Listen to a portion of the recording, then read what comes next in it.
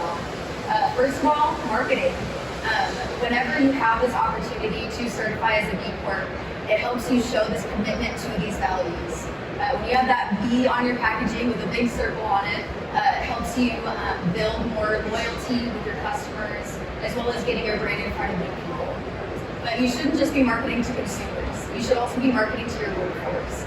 A lot of bakeries now, as you all know, are dealing with all of these labor issues, not only recruiting, but also maintaining top talent.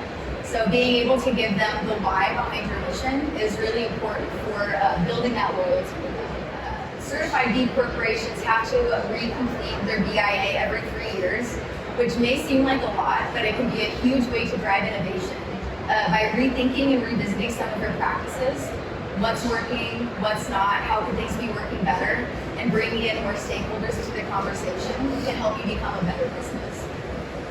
And as I said earlier, B Corps are a global community, and they love to work together and help each other out. So being able to network with this global network of other companies that are like-minded can be huge.